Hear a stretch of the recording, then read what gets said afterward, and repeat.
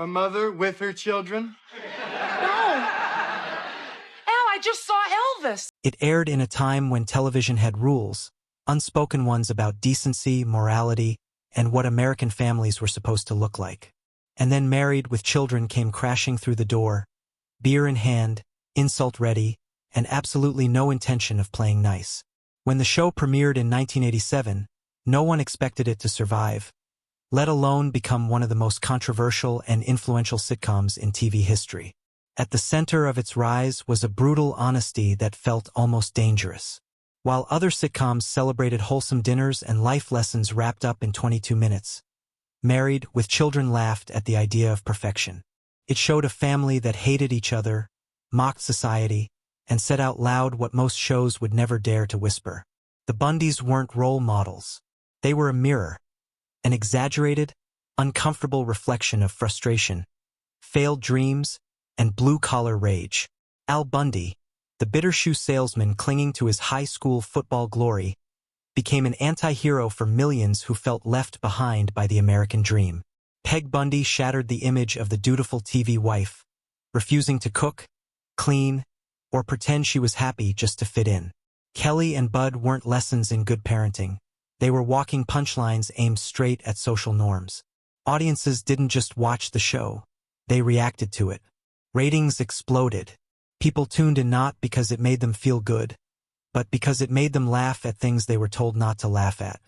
Jokes about sex, money, marriage, and failure hit harder than anything else on television at the time. And the more critics complained, the more viewers showed up. But with popularity came scrutiny. Activist groups, advertisers, and network watchdogs began circling. They accused the show of corrupting values, promoting misogyny, and celebrating dysfunction. Every controversial joke added fuel to the fire, and Married with Children leaned into it. The show thrived on outrage, turning criticism into free promotion long before cancel culture had a name. Behind the scenes, writers pushed boundaries deliberately, knowing exactly where the lines were, and how to cross them just enough to spark chaos. It wasn't just comedy. It was rebellion packaged as a sitcom, and that rebellious spirit would soon lead to something unprecedented. An episode so controversial, so uncomfortable, that it would quietly disappear, banned, buried, and whispered about for decades. At least until now. By the early 1990s, Married with Children wasn't just a sitcom anymore, it was a cultural lightning rod. Against all expectations, the show had become one of Fox's biggest hits, helping transform the once struggling network into a serious player in television. The Bundys were no longer outsiders. They were everywhere. Ratings climbed season after season. Merchandise flooded the market. Catchphrases entered everyday language. Al Bundy's rants became water-cooler talk, and Peg's unapologetic defiance turned her into an unlikely feminist icon for a generation that felt boxed in by polite TV stereotypes.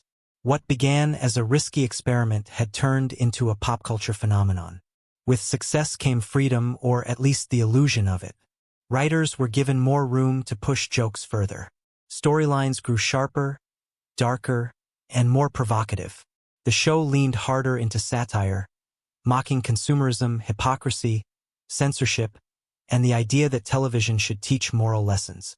Married with Children wasn't trying to inspire viewers. It was daring them to laugh at things they weren't supposed to.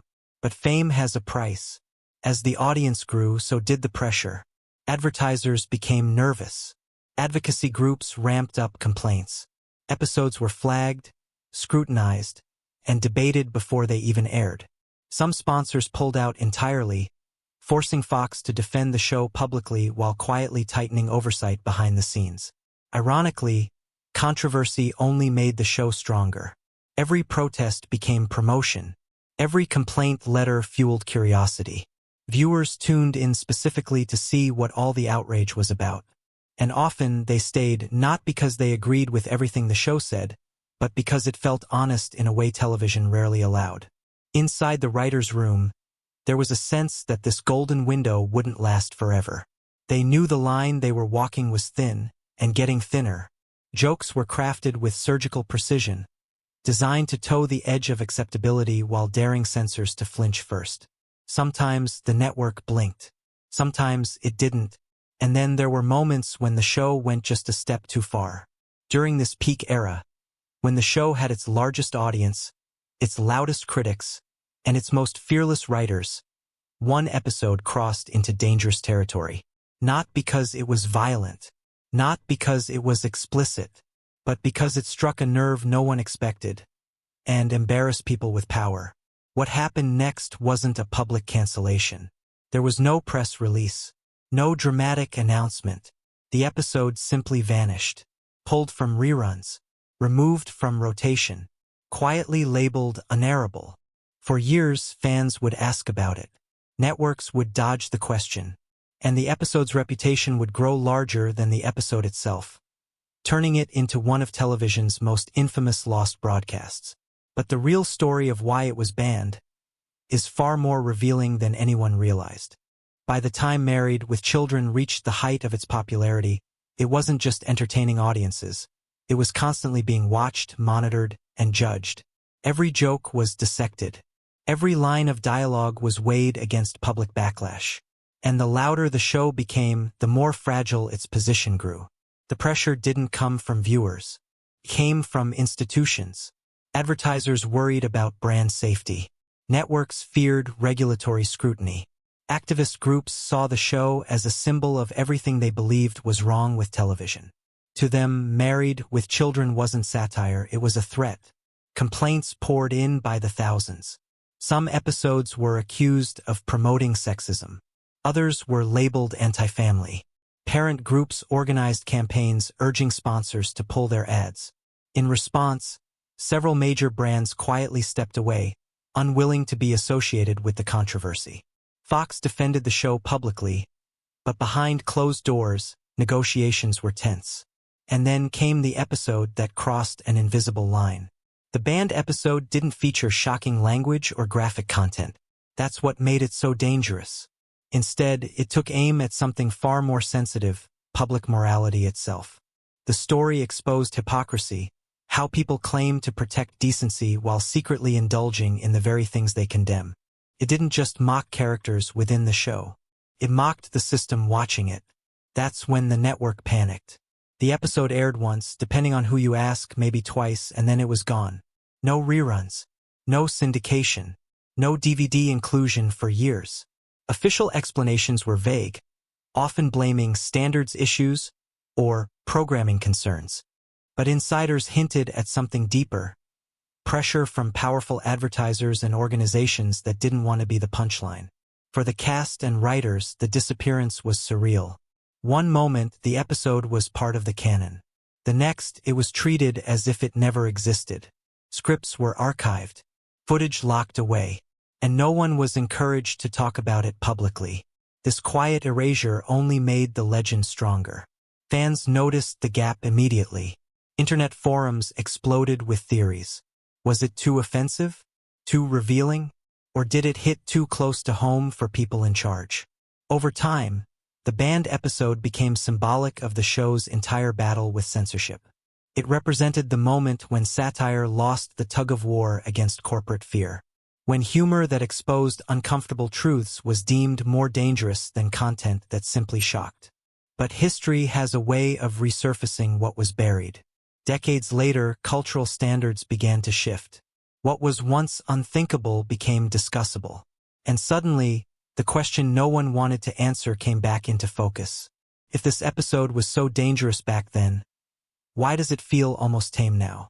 And more importantly, what changed that finally made it possible for the episode to be seen again?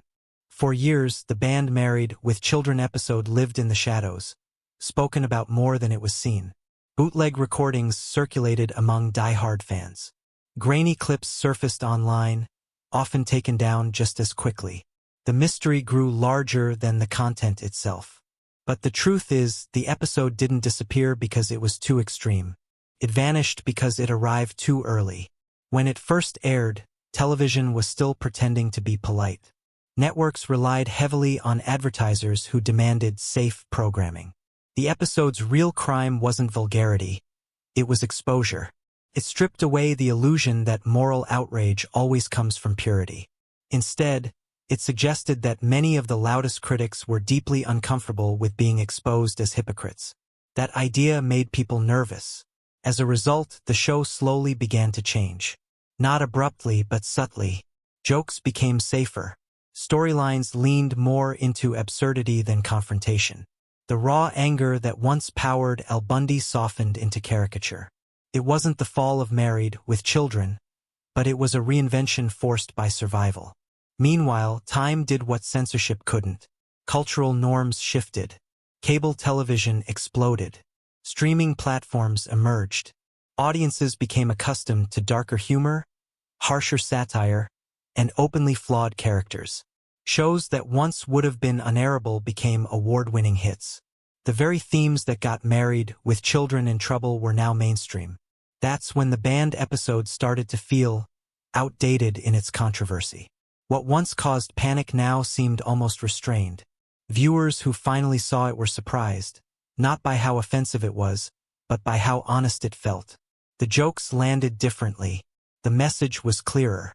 And instead of feeling dangerous, the episode felt like a time capsule from a moment when truth-telling comedy was still revolutionary. Networks slowly relaxed. Rights were reevaluated. The episode, once buried, was quietly restored in later collections and releases, no longer treated as a threat, but as a historical artifact.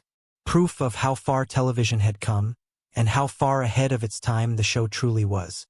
This wasn't a comeback fueled by apology. The show didn't ask for forgiveness. It simply waited until the world caught up. And when it did, the episode no longer looked like a mistake. It looked like a warning. A reminder that censorship often says more about fear than morality, and that sometimes the most uncomfortable stories are the ones worth preserving. But the real impact of that episode, and of Married with Children as a whole, goes far beyond one controversy. Because its legacy still shapes what we laugh at today. Long after the outrage faded and the banned episode resurfaced, Married with Children secured its place in television history, not as a troublemaker, but as a trailblazer. What once seemed reckless now looks intentional. What once felt offensive now reads as sharp social commentary. And what was once buried is finally being re-examined with clearer eyes. The show didn't just push boundaries. It exposed how fragile those boundaries were to begin with. Modern television owes a quiet debt to the Bundys. Without Married with Children, there may never have been room for anti-heroes like Tony Soprano, Walter White, or the dysfunctional families that dominate today's streaming platforms.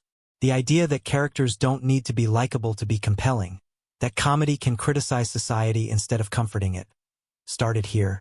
The banned episode, in particular, has become a symbol of that legacy. Not because of what it said, but because of the reaction it caused. It proved that satire is most powerful when it makes the right people uncomfortable. It showed that censorship often protects image, not values. And it reminded creators that controversy doesn't always mean failure. It can mean you've struck a nerve. For today's viewers, finally seeing the episode feels almost surreal. There's no shock factor left. No scandal. Just a clever, biting story that feels strangely familiar in a world far more explicit than anything late 80s television could imagine. And that's the point. The episode didn't change, society did. As streaming platforms dig deeper into TV archives, more banned or forgotten content is being reintroduced. Not as guilty pleasures, but as cultural artifacts worth understanding. Married with Children now sits comfortably in that conversation, no longer dangerous but essential. So what's next? Perhaps the real lesson isn't about one episode finally being allowed to air. It's about recognizing how easily uncomfortable truths get silenced, and how often time proves them right. The Bundys never asked to be role models. They just refused to pretend. And in doing so, they helped change television forever.